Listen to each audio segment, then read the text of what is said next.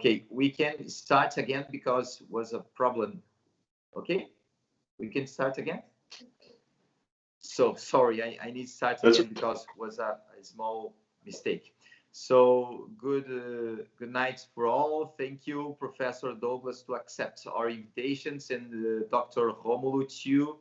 Dr. Romulo starts in contact 10 years ago with Professor Douglas Edlin, and the professor comes here at Porto Alegre and give us a marvelous speech a long time ago, and after at São Paulo University too.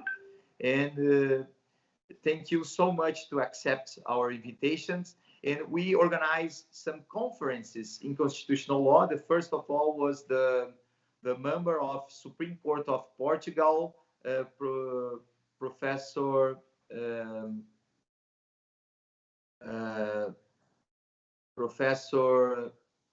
Maria Lúcia do Amaral. He gave us a speech about Portugal and the Supreme Court of Portugal. Now she's the Minister of Justice in Portugal. And after we make a conference with Professor Manuel Gonçalves Ferreira Filho, the Senator of Brazil, Pedro Simon. And now we have the conference, international conference with Professor Douglas Edlin. I will read very fast the curriculum of Professor Douglas Edlin. Doug joined the Colorado College faculty in 2018. He's a McHugh Professor of American Institution and Leadership and a Professor of Political Science. He holds a PhD from Oxford University, a JD from Cornell Law School, and Master from the University of Pennsylvania, and Bachelor from Hobart College. His teaching and research focus on the courts and the judicial process, constitutional and comparative law, legal and constitutional theory, and the politics of race and gender in the United States. He's author of Common Law Judging and Just and Unjust Laws, and the editor of Common Law Theory. His articles have been appeared in the American Journal of Comparative Law and Canadian Journal of Law and Jurisprudence, Polity, and other journals. He was a Fulbright Scholar at Queen Mary University of London and a McCormick Fellow at the University of Edinburgh School of Law. So, Professor, thank you so much to accept our invitations. And I pass you the word to give us your speech about constitutional law in common law system in United States systems.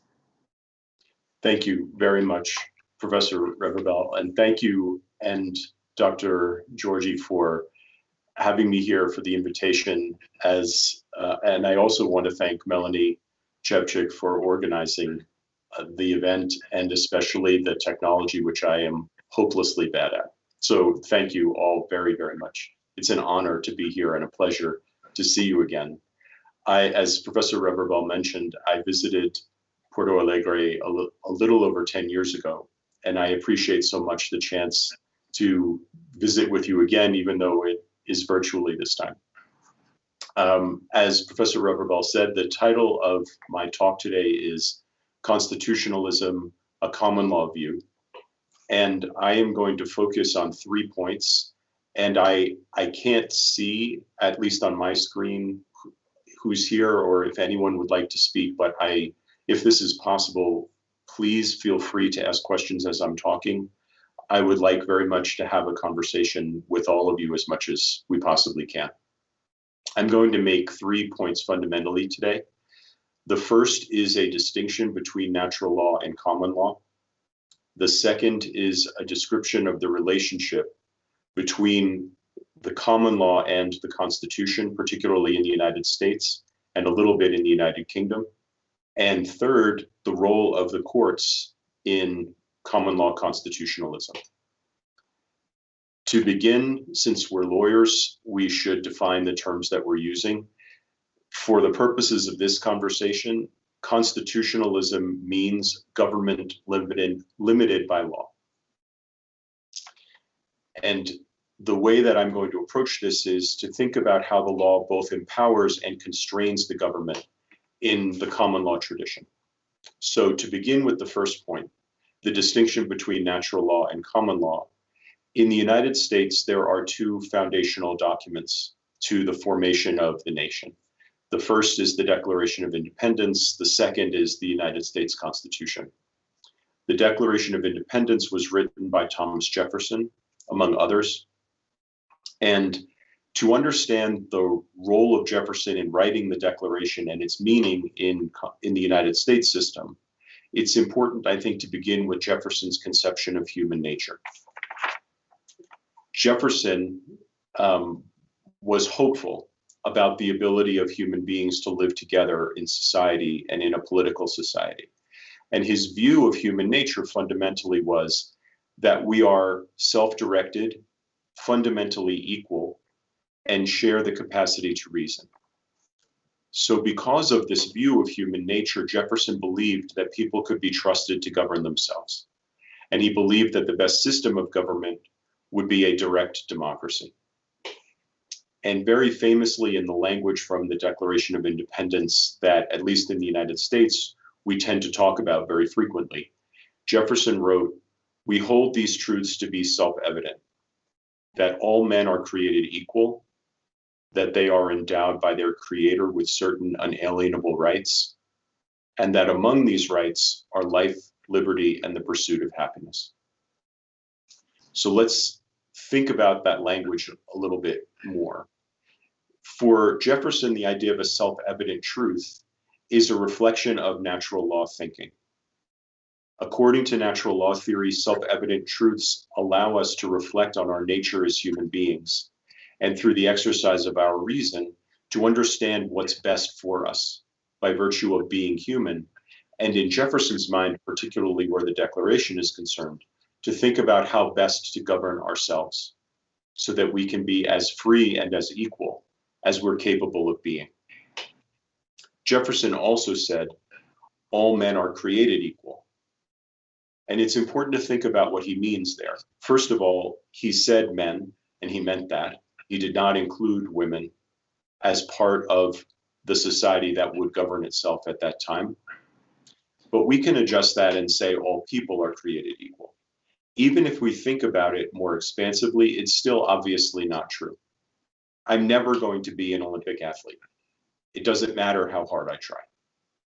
I am not an equal athletically to the people who compete in the Olympics. That's not what Jefferson had in mind, though. When he said all people are created equal, what he meant was we're all equal in terms of our intrinsic worth as human beings. That dignity and respect that we are all entitled to by virtue of being human is what he means by being created equal. And he said we are endowed by our Creator with unalienable rights. This too is a reflection of natural law theory. The idea that whether it's through a creator or through the exercise of our reason, and if anyone would like to talk more about this, I'm more than happy to. But the distinction here within natural law thinking is between Thomas Aquinas and John Finnis, for example, who's alive today. According to Aquinas, who was a Catholic saint, it was true that we know what we know because God has made us this way. But natural law theory does not require a theological view as a legal theory and a political theory. So even if we don't think about this in literal terms, the idea that we are endowed with unalienable rights is what I want to focus on. The rights that Jefferson talked about were life, liberty, and the pursuit of happiness. What we need to ask ourselves is, what does it mean to call those rights? Are they moral rights? Are they political rights? And in what sense, if any, are they legal rights? Because Jefferson goes on to say in the Declaration, to secure these rights, life, liberty, and the pursuit of happiness, governments are instituted among people. So in thinking about how those rights are secured, this takes us to James Madison and the United States Constitution, the other foundational document in the United States system of government. Madison's conception of human nature was starkly different from Jefferson's. Madison described his view of human nature very famously in his essay in The Federalist, number 51. The Federalist was written by the authors of the US Constitution to try to persuade the people of the United States to ratify the document. And in Federalist 51, Madison wrote, "Anarchy," and I'm quoting him, "anarchy may truly be said to reign as in a state of nature, where the weaker individual is not secured against the violence of the stronger. Stronger individuals are prompted by the uncertainty of their condition to submit to a government which may protect the weak as well as themselves." So in Madison's mind, we institute governments. Governments are created by people together to protect us from each other, fundamentally. Because in Madison's view of human nature, people are selfish, grasping, and impassioned. Unlike Jefferson, who believed people fundamentally could be trusted to govern themselves, Madison did not share that view. Madison did not believe people could be trusted to rule themselves. That's why he created a written constitution, a constitutional republic, and separation of powers. But Madison did believe, as an Enlightenment thinker, in the capacity of people to use their reason and think about how best to govern themselves. He shared that with Jefferson. And so Madison's project in drafting the Constitution with others was to construct a government that would not abuse its power and that would protect individuals and minorities in a democratic system. Madison wrote, also in Federalist 51, "Justice is the end of government. It is the end of civil society. It has ever been and ever will be pursued until it is obtained or until liberty is lost." So in thinking about what it means to protect rights in Madison's constitutional vision, it's useful to think about how the US Constitution begins. The preamble says, "We the people, in order to form a more perfect union, have come together to draft and ratify the Constitution." The Constitution that Madison wrote does not refer to citizens. It refers to persons. And very famously in the Fifth Amendment to the US Constitution, the government is told in writing, "No person shall be deprived of life, liberty, or property without due process of law."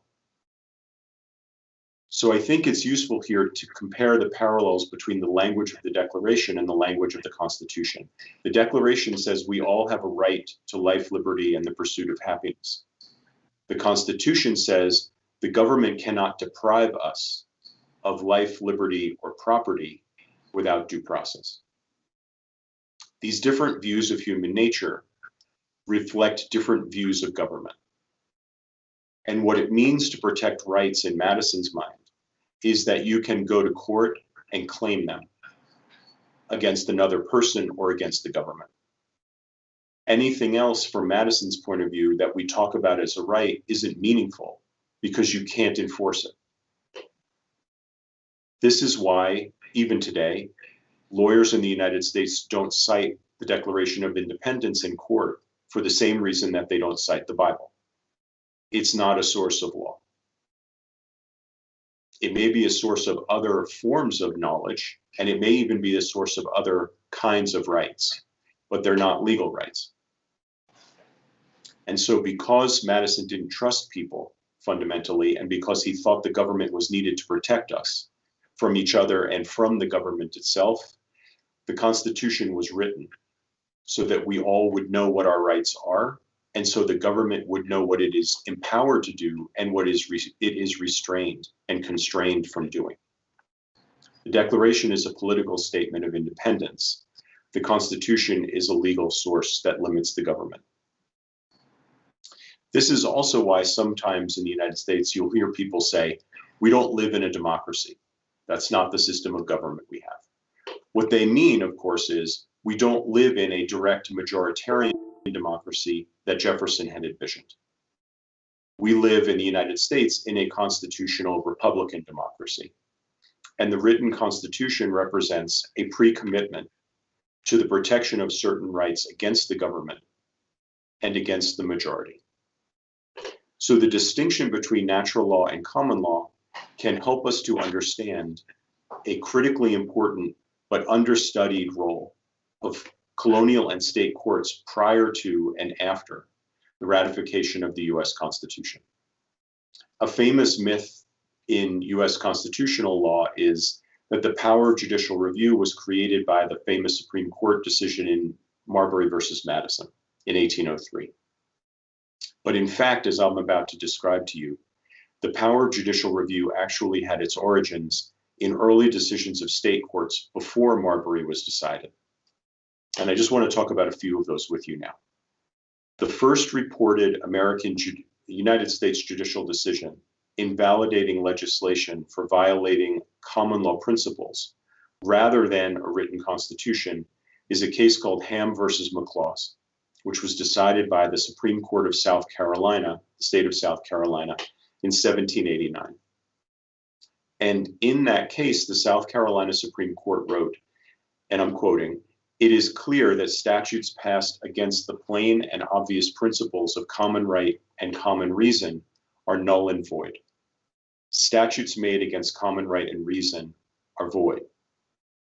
The legal authority that this court relied on was a statement by a famous English judge named Lord Edward Coke in a very famous decision called Bonham's case. In Bonham's case, Lord Coke wrote, "It appears in our books and in many cases that the common law will control acts of parliament and sometimes adjudge them to be utterly void.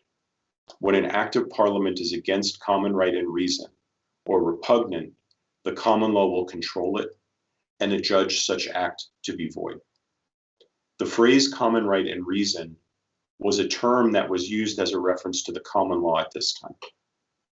So the court's judgment in Ham versus McLaws was that statutes made against the common law were void. The court doesn't refer to a constitution in this case. 3 years later, this same court, the South Carolina Supreme Court, reaffirmed its adherence to this view in a case called Bowman versus Middleton. In that case, mirroring the language and approach of the Ham case, the Carolina court held that in the Bowman case, the plaintiffs can claim no title under this statute in question because it is against common right, which means common law, to take away the property of one man and give it to another. Then in 1799, one of the most influential state courts in the United States at the time, the Supreme Court of Appeals in Virginia, held in a case called Jones versus the Commonwealth that an attempt to impose joint fines on different defendants in the same case who had been convicted of assault violated the common law because it violated the principle that an individual should not suffer for the fault of another person. And the court said in the Jones case, the Virginia court, said whether we consider this case upon the doctrines of the common law or the Bill of Rights, I am clear in my opinion that the court should have required the jury to differentiate among the defendants. What all of this means is, in cases that were decided before the federal Constitution was ratified and after the federal Constitution was ratified, a doctrine of judicial review existed that was based on the common law rather than a written constitution. And significantly for the distinction that I'm drawing here, none of these cases discuss natural law at all. The only legal source that judges in the United States at this time believed was capable of controlling an unconstitutional act was the common law. So the distinction between natural law and common law, reflecting the distinction between Jefferson's Declaration and Madison's Constitution, is that the common law is a source of legal rights and restrictions on government, unlike natural law. So this gets us to the second point, the relationship between common law and the Constitution. As the Jones case describes, both are independent legal sources and legal bases for controlling acts of the government. In the common law tradition, fundamental rights do not depend for their existence on their articulation in a charter document. In fact, all of the fundamental rights delineated in the United States Constitution, including the Bill of Rights, are almost entirely restatements of English common law rights. The rights to free speech, assembly, petition, due process, a warrant, compulsory process, confrontation, the rule against self-incrimination, the right to a jury trial and habeas corpus, all of these are written in the United States Constitution, but they are restatements of rights that had already existed in English common law. So these rights don't depend on an explicit statement in the Constitution, and they don't require a statement in the Constitution for courts to enforce them against the government. And here, again, it's important to keep in mind why Madison wrote the Constitution. The purpose of writing down fundamental rights and limitations on the government's power was to ensure that the government would not exceed the powers that were granted to it. It was not to claim that the rights existed only because they were written down.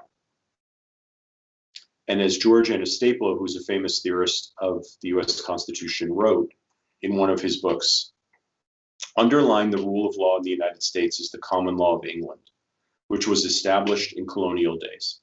The common law is critical to the rule of law in reflecting and reinforcing, as it does, a general constitutional system. So thinking about the common law tradition in the United States and the United Kingdom, there are several aspects of this relationship between the common law and the constitutions of the US and the UK. I'm just going to mention three for today. First, as I've said, the restatement of common law rights in a constitutional document does not protect those rights differently and does not necessarily protect those rights more powerfully than their statement in common law principle. Second, these rights do not depend for their existence or their enforcement on being stated in a charter document.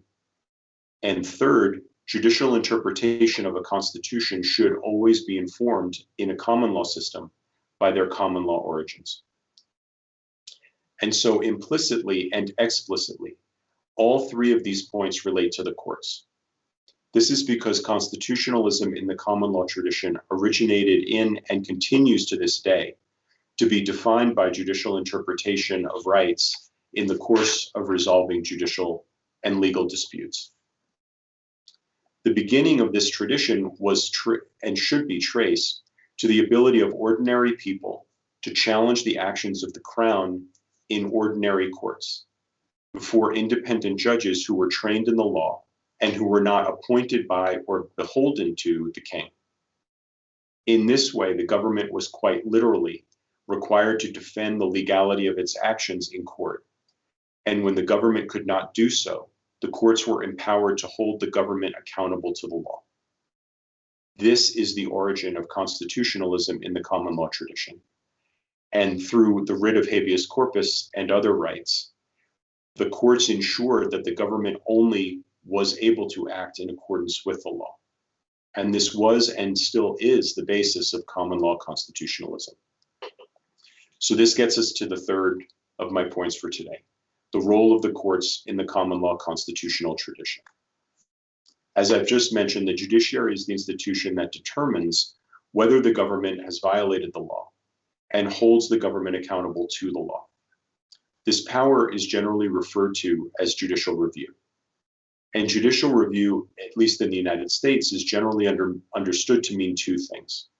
One, a court reviews an act of government to ensure that it complies with the Constitution.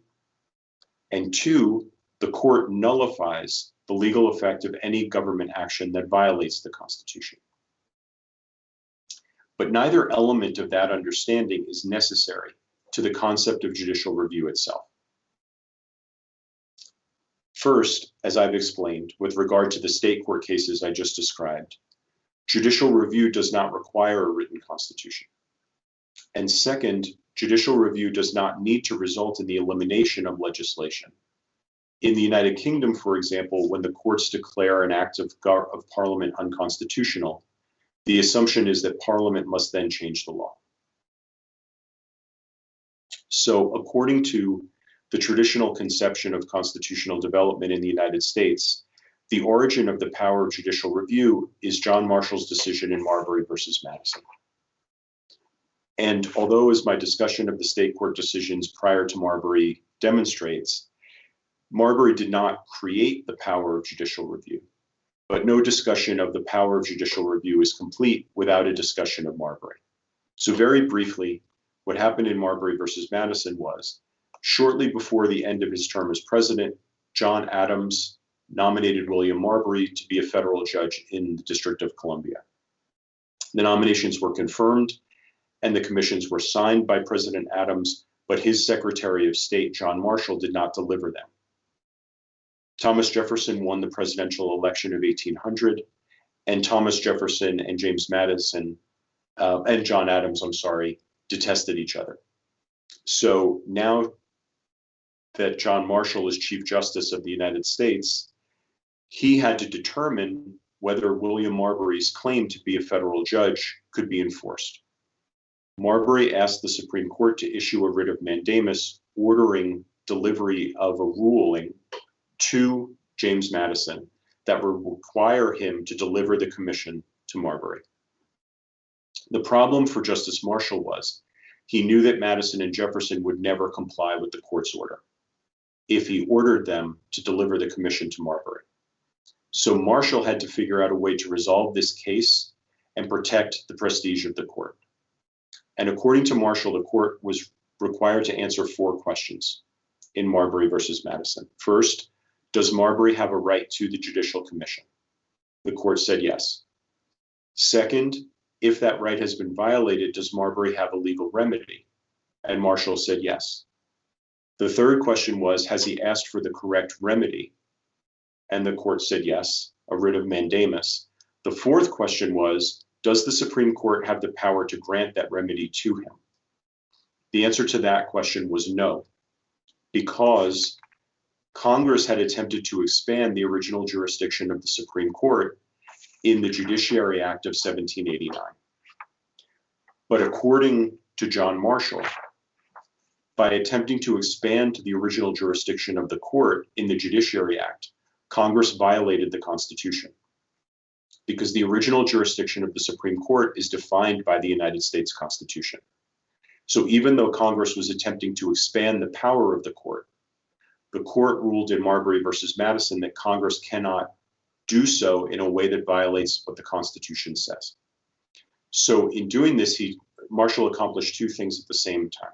He sidestepped this political trap of needing to issue an order that would resolve this case, but would not result in a situation where Jefferson and Madison ignored him.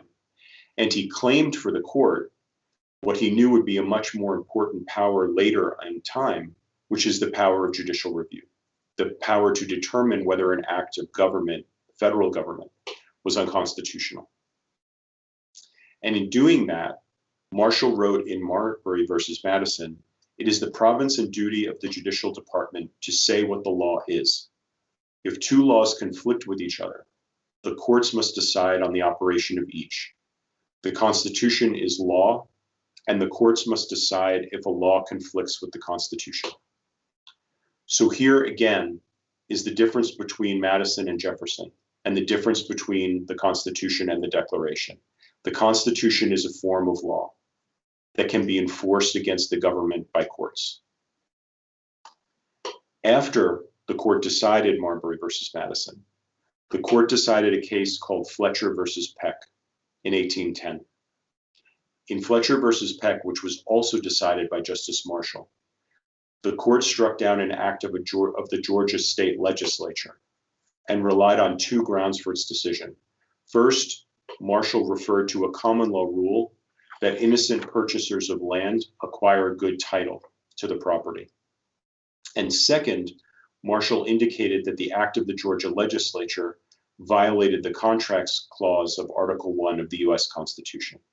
And combining those rationales, Marshall wrote in Fletcher versus Peck, it is the unanimous opinion of this court that the state of Georgia was restrained either by general principles of law or by particular provisions of the Constitution from passing this legislation.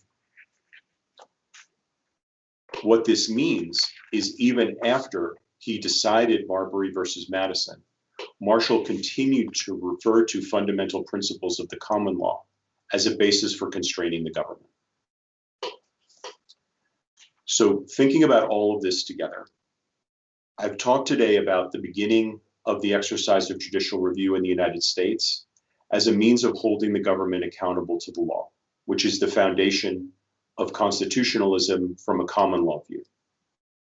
Over the course of US history, through the exercise of judicial review, the Supreme Court and other federal courts of the United States have resolved for this nation whatever the most divisive political and legal issues of the time were, from human slavery to racial segregation, to the right of women to terminate a pregnancy, to capital punishment, a presidential election, or the government's response to the attacks on September 11, 2001. All of these examples that I've talked about from the 18th, 19th, 20th, and 21st centuries teach us some things about the common law view of constitutionalism. First, common law judges do not need to view their role in reviewing legislation as derived from a written constitution. Second, judicial review in common law jurisdictions is inherent in the institutional role and function of the judiciary. And third, even where the Constitution does not prohibit an action of the government, the common law still may. The existence of this judicial authority predates the United States Constitution, and the courts have the authority to ensure the constitutionality of government action through the power of judicial review. This form of government accountability to the law is itself an aspect of the judicial duty, which Marshall described in the most famous line of his opinion in Marbury: the judicial decision, the judicial duty to say what the law is. It is not at all coincidental that Marshall quoted William Blackstone's comments about rights and remedies in England in the context of discussing that in the United States, the government is a government of laws and not of men. Constitutionalism in the common law system depends in part on the ability of an independent judiciary to preserve and provide legal remedies for violations of rights, legal rights, but not natural rights, by the government. In the end, the common law view of constitutionalism sees judicial enforcement of individual rights and legal constraints on government action as merged in the same function of an independent judiciary, to say what the law is. Thank you very much for the chance to talk to all of you. This was a pleasure for me. So thank you so much for your marvelous speech. I have some questions, but I will maybe wait for the audience make their questions. And if I have time, I can ask one or two questions just to open the opportunity for the students and the master and doctor, PhD students make the questions. So, or Romulo, I don't know if you want talk something or make some questions too, but was a very good speech that restore a long history of the constitutionalism, natural law and common law, and comes from the idea of the first case, not the first case, because in the UK we have the Boham's case, another case of constitutional judicial review, and but Marbury versus Metzl was a very good resume of the case for us that we study in your books and other American constitutional law books. So if someone has some questions for Professor Douglas Edlin, please let me know in the chat or send them the message for the organization. So we have two questions, Henrique, Romulo, and if someone wants to send the questions in Portuguese, we can translate. Sorry, but we don't have the audience, we don't have the translations of the speech, but most part of the people, you understand or speak and understand well English. So I also want to say, I just wanted to say that I apologize that I can only speak one language. That's my limitation, not yours. No problem, Professor. But so we have here some questions. But I think Henrique can introduce the first questions, and after I can read some questions that the audience sent me by email or chat here. Okay. No, Professor, actually, we have Professor Edlin. Good afternoon for Hello. us. I was just reading here a question of our audience, if I may, and I have a question myself that if I'm able, I can make it later. But our doctoral student here, Gaio, just said it here to you, this question. In Brazilian constitutional tradition, the discussion between LaSalle, and Hess's theories has a lot of influence. And considering Professor Edlin's speech about natural law, how does the U.S. tradition deal with the ideal and of real and normative constitution? I think he's asking about the distinctions between real and normative constitutions in Hesse and LaSalle view. If I'm not able to respond fully or adequately, because I'm not, as particularly given the other people who are in this virtual room, I am not going to comment on Brazilian constitutional law in any way. But what I think I can say about part of the question is, one of the disputes that is ongoing in the United States tradition in thinking about how to interpret the United States Constitution is to ask whether it should be interpreted as morally developing over time, which we call a living constitution view, or whether the language of the Constitution should always be historically contextualized to the time at which it was written, which we refer to as originalism here. I mention this because from an originalist perspective, the goal of judges in interpreting the Constitution is not to achieve the best normative outcome. It's to constrain the courts in a democratic system to the historical meaning of the language when it was ratified. People who take the other view, which I would say might be a little bit more of a common law approach to constitutionalism, people who take the living constitution view would say it's impossible to interpret language like equal protection or cruel and unusual punishment without thinking normatively about what the best and fairest outcome would be. I don't know if I fully responded, but that's what came to mind for me when I heard the question. Romulo, you want to ask some question? Yes, I want.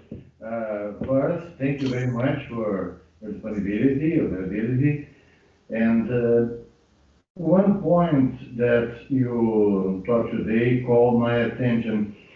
I was the one who translated your article on judicial review without a constitution back then, and in that article you talked about the Holmes case where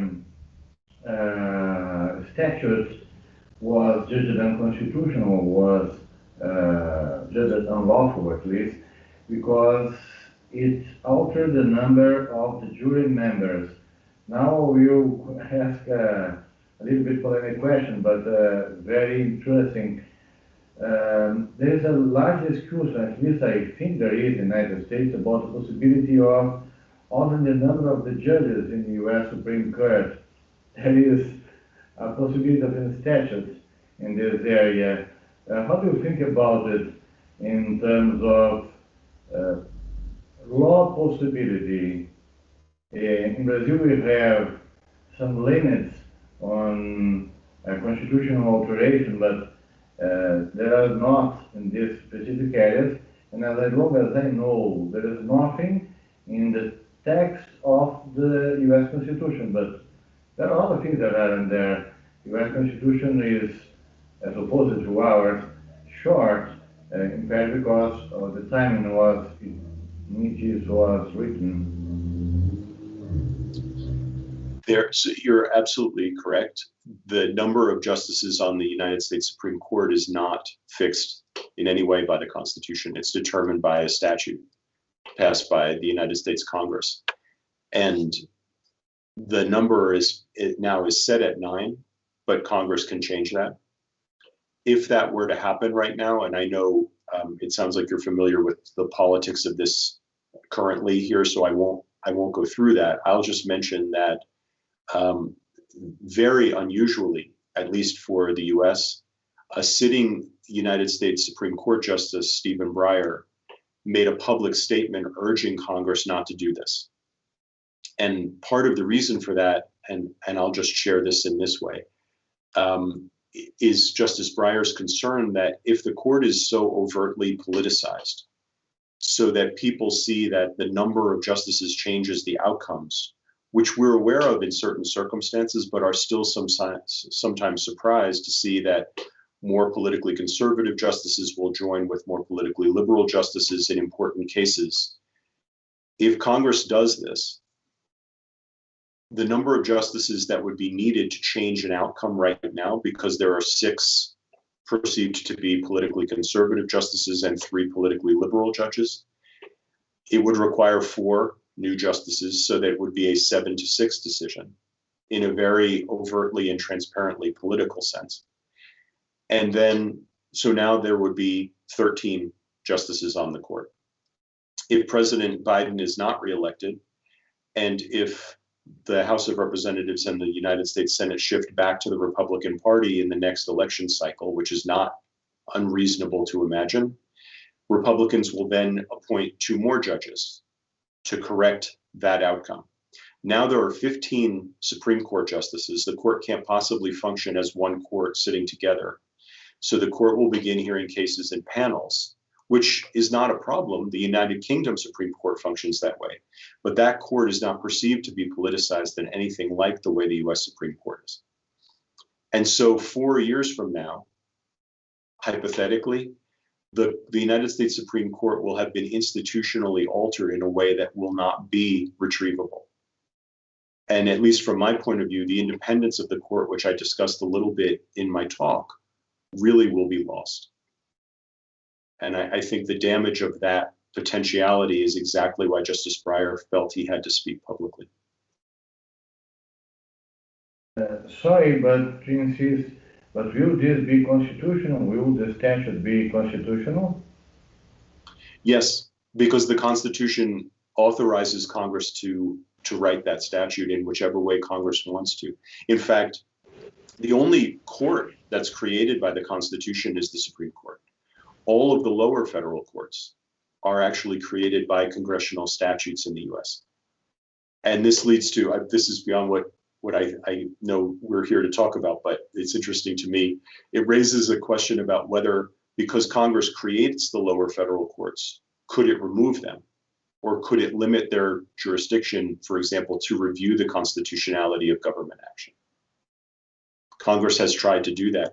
In fact, in some of the cases, the court had to decide after September 11th, 2001. I think we have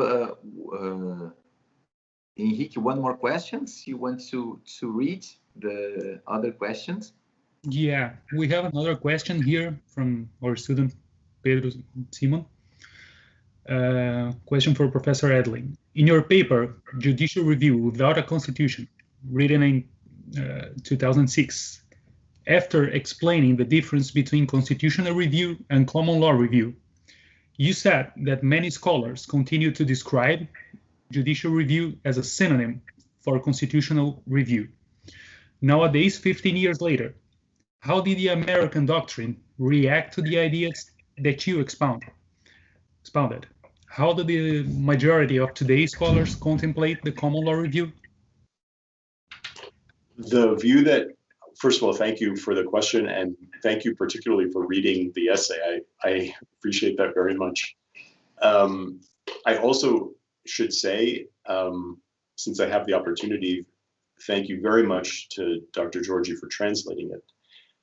The short answer to your question is there are still a small number of federal and state judges in the United States who will recognize the distinction that I describe in that article, but that is a minority view. The argument I was making in the article was for a change in the way, and in my talk to you today, It was for a recognition of the history to help judges in the United States understand this distinction.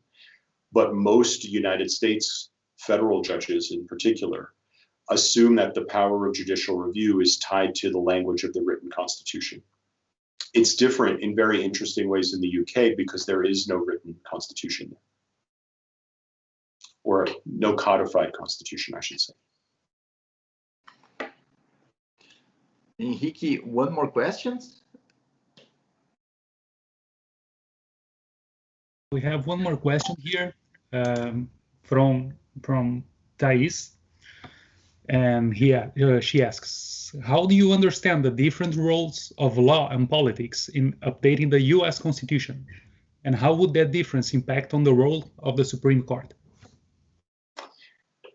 The Supreme Court was always meant to be influenced by politics. This is why the president nominates those judges and why the United States Senate has to confirm them. But the reason for life tenure in Article 3 is that once those judges are appointed, they're appointed for life, which, by the way, also pre-exists in an English statute called the Act of Settlement from 1701. But the purpose of judicial independence in the United States and the United Kingdom was to ensure that once those judges are appointed, their decisions are made based on their best understanding of the law, rather than fear of political influence or any form of political pressure or punishment. So it's impossible to discuss the role of the Supreme Court in US government without thinking about the politics, which is why this is such an excellent question. But I think it's also possible to differentiate the role of the court from the function of a politically representative branch like the presidency or members of Congress.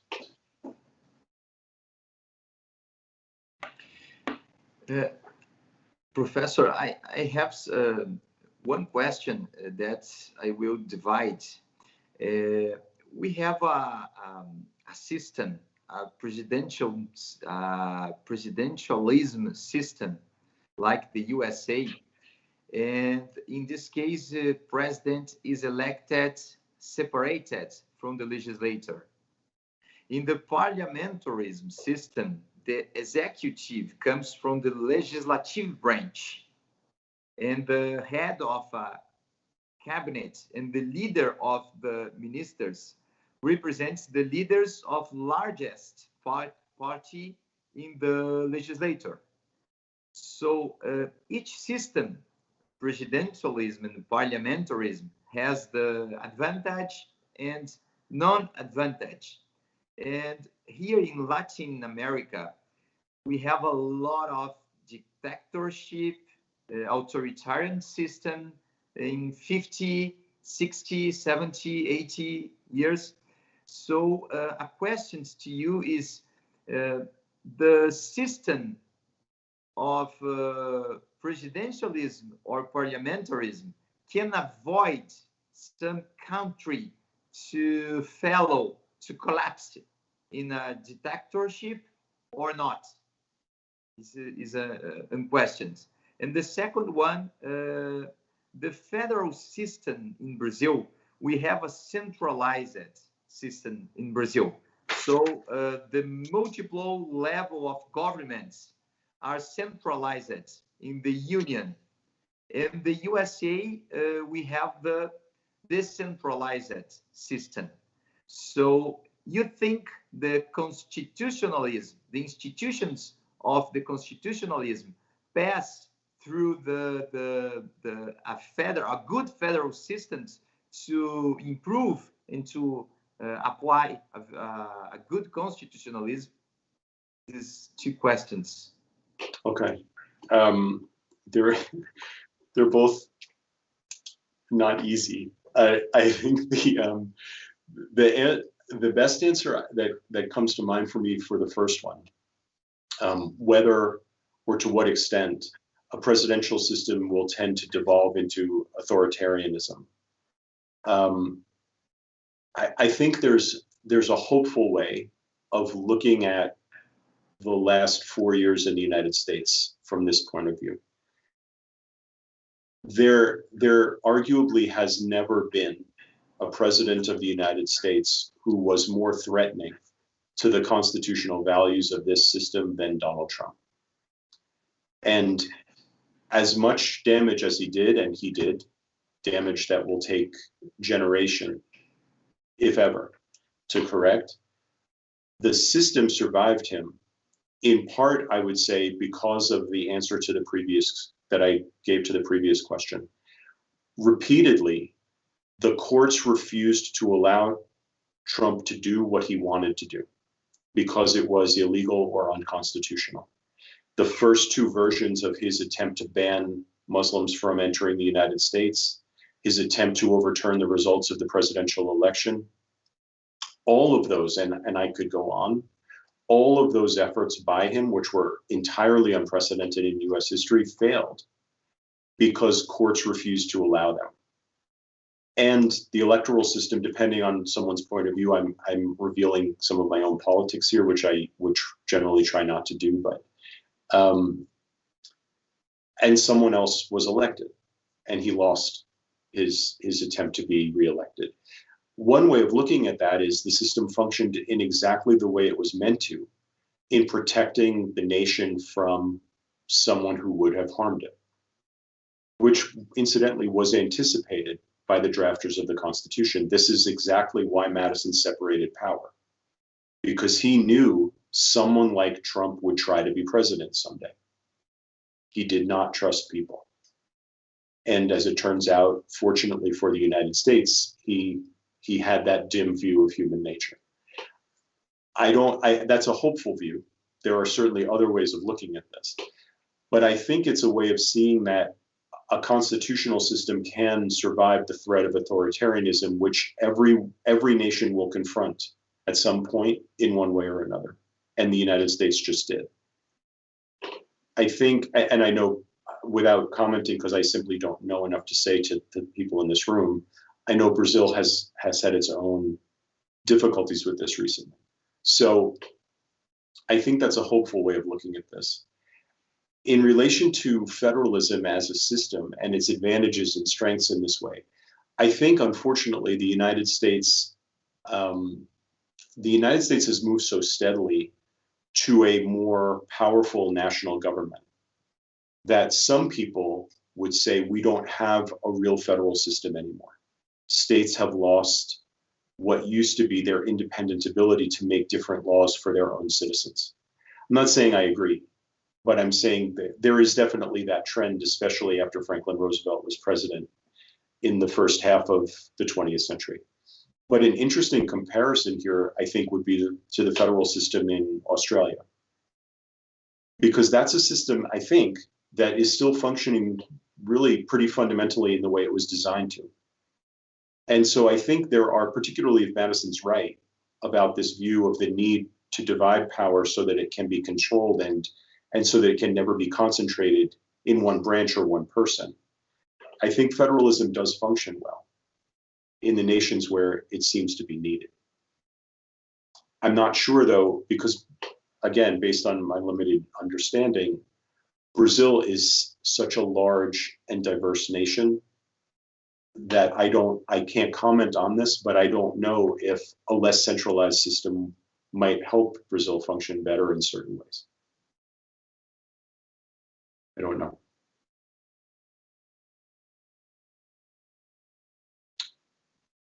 You're, Professor Reverbel, you're muted. Sorry. Thank you so much for the answer. And we still have other questions, but I don't know if you have time to answer one more or two more, and after we can finish it, or you prefer we can send the questions by email, or I don't know if you prefer answer now or not. I'm happy to answer a couple more questions now. And I also should say that if anyone would like to ask me any questions after we're done, please feel free to email me. I'm more than happy to respond. Okay, so we will open for one or two questions, and after we can stop. And sure. So Enrique, can you read the questions of the audience? Oh, I have a question myself, Professor, that Please. if may. Yes. I've read your article that Professor Jorge translated to Portuguese, and I have read, and I would like to ask you more about the relationship between common law and constitution.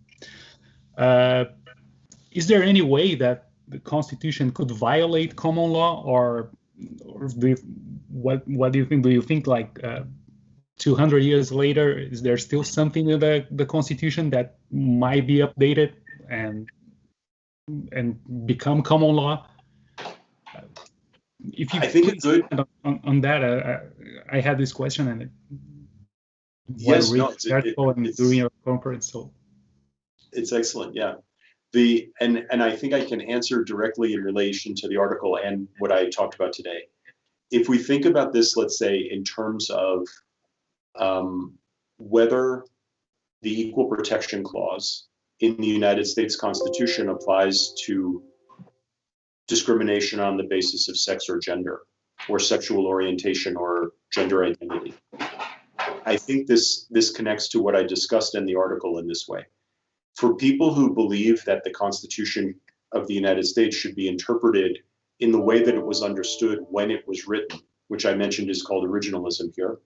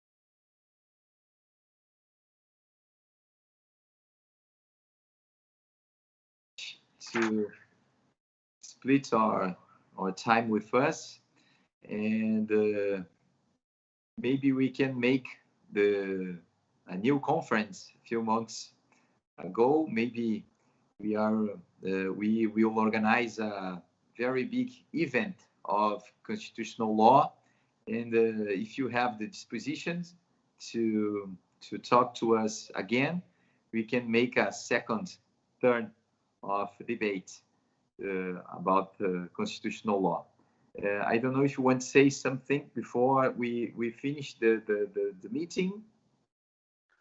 I just want to say thank you once more to all of you for being here, the people I have seen and can't see. This has just been an absolute pleasure for me. I am honored by the invitation, and I've enjoyed this tremendously. So thank you, and I would be more than happy to do this again. And I expect when this pandemic stops, we can stay together and give conference, and after we can eat a barbecue and other things in Brazil and enjoy a little. So thank you so much, Professor, for your time, your conference, and see you as soon as possible. Yes, thank you all so much. Okay. Bye-bye. Thank you. Bye. Obrigado. Obrigado. Thank you.